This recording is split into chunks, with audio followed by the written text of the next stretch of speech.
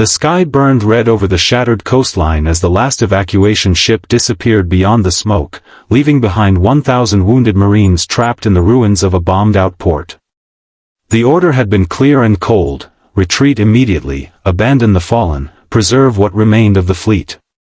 But as the tide rose and enemy artillery closed in, the cries of the injured echoed across broken concrete and twisted steel.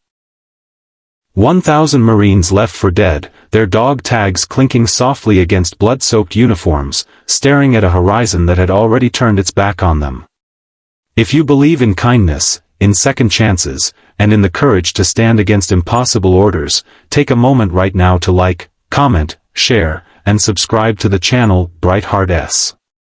Stories like this survive because people like you choose to believe in humanity. The war had already swallowed cities and suns alike. The coastal stronghold, once a bustling harbor filled with fishing boats and laughter, had become a graveyard of ships split open by missile fire. Smoke rolled like storm clouds across the sea, turning the morning sun into a dim red coin in the sky.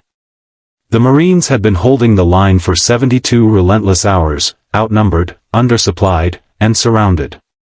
When the evacuation command finally came, it came too late and too incomplete. There were only enough vessels to carry the able-bodied. The wounded, those too injured to walk, were marked on a clipboard with trembling hands and then left behind. Among those still standing were two sisters who had never intended to become soldiers of legend. Amara and Lila Cortez had grown up far from any battlefield, in a small coastal town where the ocean was a place of peace, not fire. Amara, the elder by 3 years, carried responsibility like a second spine. Lila carried hope like a lantern that refused to dim. They had joined the Marine Corps together, driven by a desire to serve, to protect, and to honor a father. Amara's first act of defiance was small and quiet. She picked up a wounded corporal whose leg had been shattered and carried him toward a half-destroyed warehouse near the docks. Lila followed, dragging a crate of dwindling medical supplies. Around them, chaos continued. Some Marines hesitated, torn between obedience and conscience. Others boarded the final departing crafts, unable to look back. The roar of engines faded, replaced by the whine of incoming shells. Inside the warehouse, sunlight filtered through broken windows, cutting through dust like pale blades. The sisters moved from body to body, applying tourniquets, whispering reassurances, fighting the creeping despair that threatened to paralyze everyone. They were not high-ranking officers.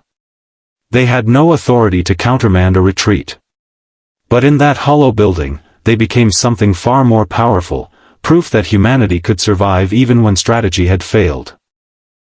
Word spread quickly among the abandoned. 2 sisters were refusing to leave. 2 sisters were organizing what little remained.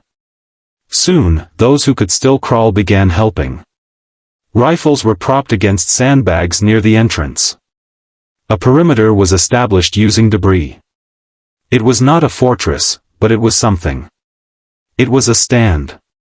The enemy forces advanced cautiously, expecting to find only the dying. Instead, they met resistance, measured, desperate, and fueled by a refusal to vanish quietly. Amara coordinated defensive positions with a calm that surprised even herself. Lila tended to the injured between bursts of gunfire, her hands steady despite the tremors in her chest. Every explosion shook the building, showering them with dust, but each time they rose again. As night fell, the temperature dropped sharply. The wounded shivered beneath thin blankets. The sisters took turns patrolling and resting in brief, stolen moments. In the darkness, doubts crept in. What if no one came back? What if this defiance only prolonged suffering? The way